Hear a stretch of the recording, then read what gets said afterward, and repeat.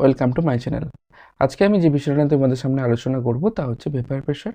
আগের দিন আমরা ক্লাসে আলোচনা করেছিলাম নর্মালিটি, মোলারিটি, মোল ফ্র্যাকশন বা এবং পার্সেন্টেজ ওয়েট এবং তার রিলেটেড কিছু প্রবলেমও দেখেছি আমরা। লিঙ্ক ডেসক্রিপশন বক্সে দেওয়া আছে, চাইলে তোমরা দেখতে পারো। আজকে যেটা পড়বো সেটা হচ্ছে কি vapour pressure. Vapour pressure actually কি, দেখো ভেপার প্রেশার হচ্ছে একটা কি সারফেস ফেনোমেনা, মানে যে সারফেসের যে মলিকুলগুলো সেগুলো ভেপার স্টেটে যাবে, পরে সেই ভেপারগুলো লিকুইডের উপরে যে প্রেশার ক্রিয়েট করবে সেটাই হচ্ছে ভেপার প্রেশার, এবং সেই প্রেশারটা অবশ্যই ইকুইলিব্রিয়ামে ক্রিয়েট করবে। এটা কেমন কি পরে আমরা দেখছি। কেন এটাকে আবার সারফেস ফেনোমেনা বলছি, দেখো যদি একটা বিকার নিই আমরা, ধরো আমাদের একটা বিকার আছে, এই হচ্ছে একটা বিকার যেখানে ওপেন আছে বিকারটাকে, এবং এই বিকারের এই লেয়ারটাতে এখানে ধরো ওয়াটার একটা লেয়ার আছে, ধরো মানে সলিউশনের লেয়ার আছে, এখানে মলিকুলসগুলো আছে। তাহলে দেখো এই যে উপরের মলিকুলগুলো কেবলমাত্র নিচের দিকে অ্যাট্রাকশন ফোর্স আছে, কেবলমাত্র নিচের দিকে অ্যাট্রাকশন ফোর্স আছে, কিন্তু এই মলিকুলগুলো কি আছে, প্রত্যেকটা দিকে অ্যাট্রাকশন ফোর্স আছে। তাহলে প্রত্যেকটা দিকে যদি এখানে অ্যাট্রাকশন ফোর্স থাকে তাহলে তারা তারা কি সহজে উপরে যেতে পারবে না, ওভারকাম করে এই অ্যাট্রাকশন ফোর্সটাকে।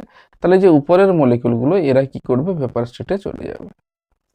এবারে দেখো আবার কি করে এই মলিকুলগুলোই বা এখানে কি করে আসছে, মানে পৃষ্ঠতলে কি করে আসছে সেটা যদি দেখি আমরা, দেখো এদের কাইনেটিক এনার্জিটা বেশি, কাইনেটিক এনার্জিটা এদের বেশি। কারণ আদার্স যে মলিকুলসগুলো ছিল তাদের কাইনেটিক এনার্জি কম বলে তারা সারফেসে আসতে পারছে না, কিন্তু এদের কাইনেটিক এনার্জি বেশি বলে এরা সারফেসে চলে আসছে এবং এরাই ভেপার স্টেটে যাচ্ছে। তাহলে দেখো এখানে কন্টেনার তো ওপেন কন্টেনার, তার জন্য ভেপার প্রেশার তো ক্রিয়েট করতে পারবে না যেহেতু অ্যাটমসফেরিক প্রেশারের আন্ডারে প্রসেসটা ঘটছে। কিন্তু যদি আমরা এই কন্টেনারটাকে ঢাকা দিয়ে দিই, ধরো কন্টেনারটাকে আমরা ঢাকা দিয়ে দিলাম, তাহলে একটা লেয়ার তো ছিল শাটেল লেয়ার, ধরো এইটা হচ্ছে সারফেস লেয়ার এবং এখানে মলিকুলসগুলো ছিল। তাহলে এই সারফেস থেকে কি হবে, ভেপার যাবে কোথায়, ভেপার স্টেটে। তাহলে ভেপার স্টেটে যাবে এবং এই জায়গাগুলোতে সে কি হবে, কনডেন্স হবে, কনডেন্স হবে। তাহলে যদি কনডেন্স হয়ে যায় তাহলে এখানে কি হচ্ছে, কনডেনসেশন হচ্ছে,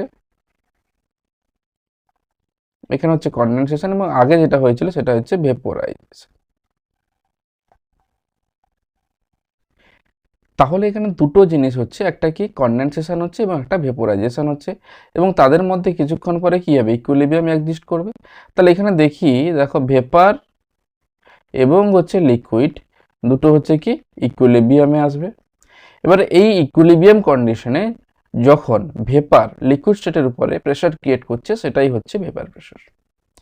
তাহলে ভেপার প্রেশার কখন ক্রিয়েট করছে, at equilibrium, at equilibrium when pressure created by a molecule, সেটা অবশ্যই সলিড মলিকুল, বা যদি সলভেন্ট থাকে সলভেন্ট মলিকুল হতে পারে, বা এই মলিকুল সেটা সলভেন্ট হতে পারে বা সলিউটও হতে পারে, ইজ কল্ড ভেপার প্রেশার।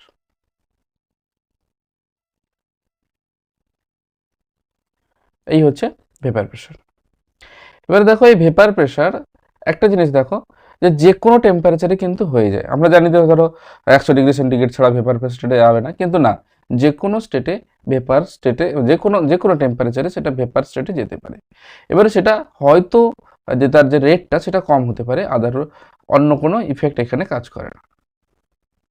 আরেকটা জিনিস কি, দেখো কন্টেনার যে সাইজ তার উপর ডিপেন্ড করে না, কেননা এখানে যে আমরা ব্যাপারটাকে দেখছি সেটা হচ্ছে প্রেশার। তাহলে প্রেশার কি, ফোর্স পার ইউনিট এরিয়া। তাহলে ইউনিট এরিয়াতে যেহেতু ক্যালকুলেট করি আমরা, কন্টেনারটা যতই বড়ই হোক না কেন তার ভেপার প্রেশারে সেরকম কোনো চেঞ্জ আসবে না। আরেকটা জিনিস আমাদেরকে মনে রাখতে হবে যে ক্লোজ কন্টেনারের ক্ষেত্রে আমরা ভেপার প্রেশার ক্যালকুলেট করতে পারি, কিন্তু ওপেন কন্টেনারের ক্ষেত্রে ভেপার প্রেশার আমরা ক্যালকুলেট করতে পারবো না। ঠিক আছে, পরে ভেপার প্রেশার কি কি বিষয়ের উপর ডিপেন্ড করে। দেখো ভেপার প্রেশার মেনলি দুটো বিষয়ের উপর ডিপেন্ড করে। এক হচ্ছে কি, নেচার অফ দ্য সাবস্টেন্স,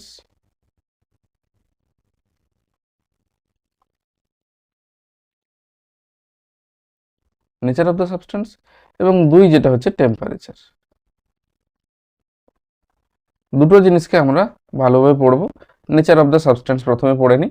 তো নেচার অফ দ্য সাবস্টেন্সটা কি, যদি মলিকুলসগুলোর মধ্যে ফোর্স অফ অ্যাট্রাকশন বেশি থাকে তাহলে সেই ফোর্স অফ অ্যাট্রাকশনকে ওভারকাম করে তারা পৃষ্ঠতলে পৌঁছাতে পারবে না, মানে সারফেস এরিয়াতে পৌঁছাতে পারবে না। তাহলে সারফেস এরিয়াতে যদি পৌঁছাতে না পারে তাহলে ভেপার প্রেসার ক্রিয়েট করতে পারবে না। তাহলে যেরকম H2O ধরলাম, H2O, ইথানল, ডাইমিথাইল ইথার মানে CH3OCH3, এই যদি কম্পাউন্ডগুলোকে নিয়ে আমরা দেখো ওয়াটারের ক্ষেত্রে কি হয়, H বন্ডিং হয়, H বন্ডিং। সেরকম ইথানলের ক্ষেত্রেও H বন্ডিং হয়।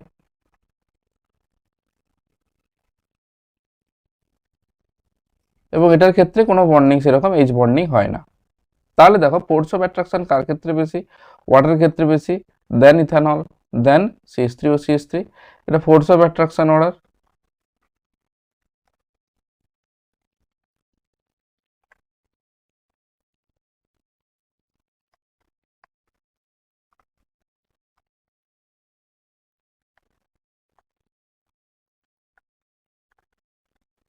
তাহলে দেখো এটা ফোর্স অফ অ্যাট্রাকশন ওয়ার্ড, তাহলে অর্ডারটা কি হবে, ওয়াটার, দেন ইথানল, দেন CH3OCH3।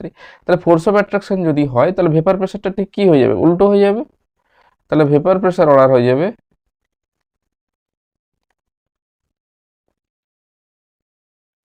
CH3OCH3, দেন ইথানল, দেন ওয়াটার। তাহলে এরকমভাবে নেচার অফ দ্য সাবস্টেন্সের উপর ডিপেন্ড করে। সেকেন্ড যে কন্ডিশন সেটা হচ্ছে কি টেম্পারেচার। Second condition temperature. যদি কি করি আমরা, টেম্পারেচার যদি ইনক্রিজ করি, তা টেম্পারেচার ইনক্রিজ করলাম তাহলে কি হবে, kinetic energy of the molecule increase করবে, যেহেতু কাইনেটিক এনার্জি টেম্পারেচারের সাথে প্রপোর্শনাল। তাহলে কাইনেটিক এনার্জি যদি বেড়ে যায় তাহলে বেশি সংখ্যক মলিকুল কোথায় আসবে, সারফেসে আসবে। তাহলে নম্বর অফ মলিকুল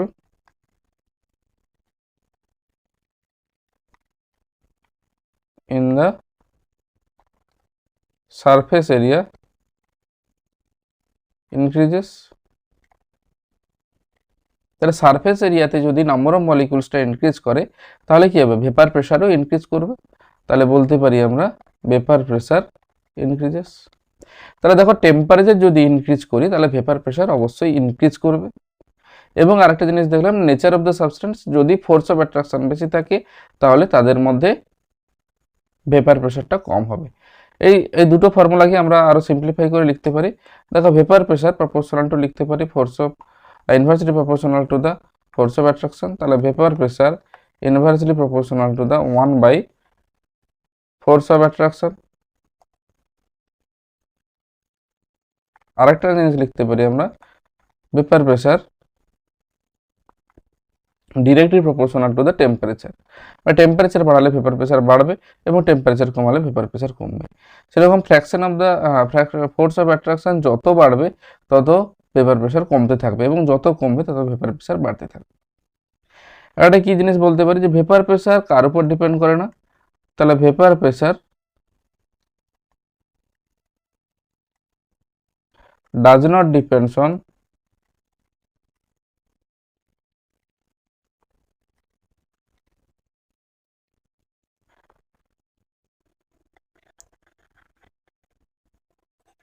area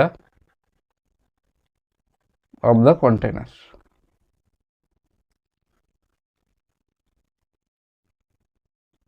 মানে এরিয়া বা এর আরো ভালোভাবে বলতে পারো size and shape, size and shape of the container. তাহলে কন্টেনারের সাইজ বা শেপের উপর ডিপেন্ড করে না, কার উপর ডিপেন্ড করে, শুধুমাত্র টেম্পারেচার এবং যে লিকুইড সাবস্টেন্সটা নিচ্ছি তার উপর ডিপেন্ড করে। দেখো মানে অ্যাকচুয়ালি যে যে সাবস্টেন্সগুলো, সেই সাবস্টেন্সগুলো কত টাইপ হতে পারে, দুটো টাইপ অফ সাবস্টেন্স হতে পারে। সাবস্টেন্সগুলো কি কি হতে পারে, একটা হচ্ছে ভোলাটাইল হতে পারে, ভোলাটাইল, আরেকটা কি হতে পারে, নন ভোলাটাইল। তাহলে ভোলাটাইল সাবস্টেন্সের ক্ষেত্রে আমরা বলতে পারি, যেরকম এক্সাম্পল কি H2O, ইথানল, বেনজিন, টলুইন, এই সমস্ত এটসেট্রা আর অনেক এক্সাম্পল আছে। এটা হচ্ছে ভোলাটাইল। নন ভোলাটাইল হতে পারে কি, ইউরিয়া, গ্লুকোজ, সুক্রোজ, এটসেট্রা।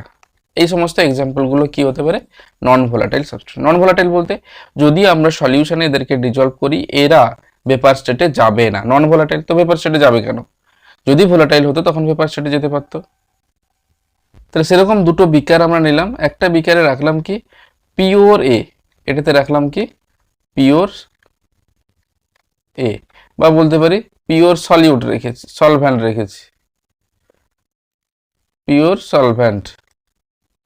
এখানে এতটা পর্যন্ত এই পার্টিকেলসগুলো আছে। যদি আমি একটা নন ভোলাটাইল সলিউট, এটা হচ্ছে কি নন ভোলাটাইল, কি করছি সলিউট রাখছি, মিক্সড করছি ওর সাথে। নন ভোলাটাইল যদি সলিড মিক্সড করি তাহলে তার যে আলটিমেট যে ভেপার প্রেশারটা আসা উচিত, তাহলে সেম ম্যাচ সলিউশন আসা উচিত, সরি সেম ম্যাচ সলভেন্ট আসা উচিত। যেহেতু শুধুমাত্র কি হবে বি মলিকিউলসগুলো, সেগুলো কি করবে, যে বি মলিকিউলসগুলো নন ভোলাটাইল সেগুলোতে কিছুই কাজ করবে না, শুধুমাত্র ভোলাটাইল সাবস্টেন্সগুলো, মানে যে সলভেন্টটাকে নিয়েছি সেটা হচ্ছে ভোলাটাইল। তাহলে যদি ভোলাটাইল সাবস্টেন্স হয় তখন সেটা ভেপার স্টেটে যাবে। এবারে আরেকটা জিনিস দেখো, যদি আমি ধরো এ মলিকুলসগুলো এইভাবে ছিল, এ মলিকুলসগুলো, এবং এখানে বি মলিকুলস অ্যাড করছি, তাহলে কি হবে এ বি, ধরো এ বি আমি সাপোজ সিম্পল ভাবে ধরে নিয়েছি যে এ বি এরকম করে থাকবে। তাহলে দেখো number of molecules, number of কি মলিকুলস, সলভেন্ট মলিকুলস, তাহলে নম্বর অফ সলভেন্ট মলিকুলস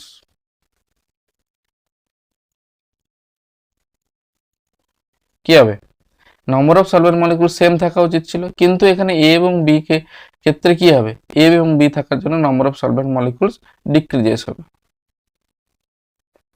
যেহেতু নম্বর অফ মলিকুলস ডিক্রিজ করবে তার জন্য কি হবে, তোমার ভেপার প্রেসারও ডিক্রিজ করবে। তার জন্য পি অফ সলিউশন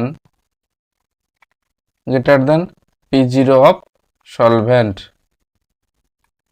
তাহলে সলভেন্টের ভেপার প্রেসারের থেকে সলিউশনের ভেপার প্রেসার কিছুটা কম হয়ে যায়। এবারে চলে আসে রাউলস ল।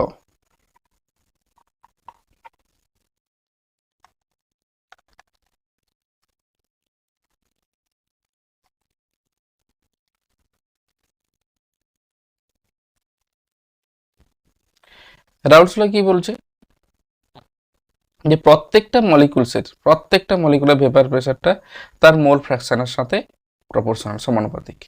যে ধরো একটা ধরলাম এ কম্পোনেন্ট, এর যে ভেপার প্রেসার যেটা হচ্ছে পি এ নট ভ্যারিজাস, আমরা লিখতে পারি সরি পি এ, এর যে পি এ সেটা লিখতে পারি ভ্যারিজাস কাই এ, বা পি বি যেটা হচ্ছে varies as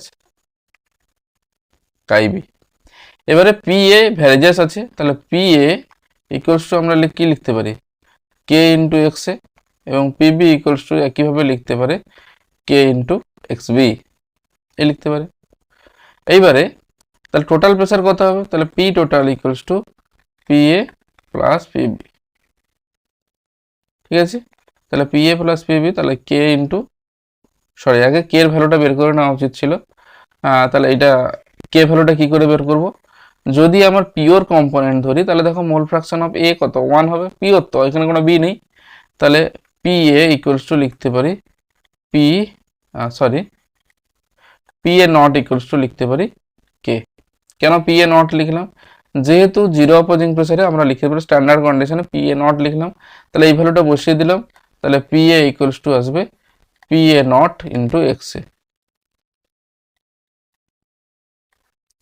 P A equals two P A not into x, এই হচ্ছে ইকুয়েশন।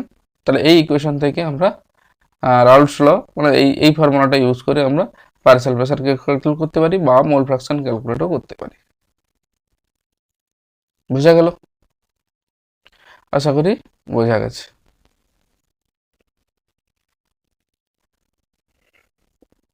এবারে দেখো এই যে আরেকটা জিনিস আমরা যে এক্স এ ইকুয়ালস টু কি actually n A divide by n A plus n B. এবারে 1 এবং এ বি না লিখেও তোমরা এটাও লিখতে পারো x1 equals to n1 divide by n1 plus n2, এটা থেকে হতে পারে। সেরকম x2 হিসাবেও লিখতে পারি আমরা, x2 কি লিখতে পারি x2 equals to also n2 divided by n1 plus n2, এই হচ্ছে ফর্মুলা। এবং x1 plus x2 always equals to 1, তাহলে x1 plus x2 always equals to 1 হয়ে যাবে। গ্রাফ ড্র করতে পারি, যেটা হচ্ছে কি ভার্সাস কি, ভেপার প্রেসার ভার্সাস মোল ফ্র্যাকশন। তাহলে ভেপার প্রেসার ভার্সাস যদি মোল ফ্র্যাকশন আমরা গ্রাফ ড্র করি, এটা হচ্ছে ভেপার প্রেসার এদিকে যাচ্ছে, এদিকে যাচ্ছে মোল ফ্র্যাকশন x। তাহলে প্রথমে দেখি, প্রথমে কি ছিল, আমি ধরলাম কোনো সলিউট ছিল না, শুধুমাত্র সলভেন্ট ছিল। তাহলে x এ ইকুয়ালস টু এখানে 1 ছিল এবং xb ইকুয়ালস টু 0 ছিল। পরে কি হলো, এই জায়গাটাতে এসে xb ইকুয়ালস টু 1 হলো এবং x এ ইকুয়ালস টু 0 হলো, মানে সলিউটটা 1 হলো এবং সলভেন্টটা 0 হলো। তাহলে এর ক্ষেত্রে দেখি, প্রথমে তো একটা ভ্যালু ছিল, এই ভ্যালুটা, তাহলে ভ্যালুটা পরপর কি করে কি হবে, কমতে থাকবে, তাই তো। এবং এক্সবির ক্ষেত্রে তাহলে এখানে ধরো 0তে এসে আমার ঠেকলো,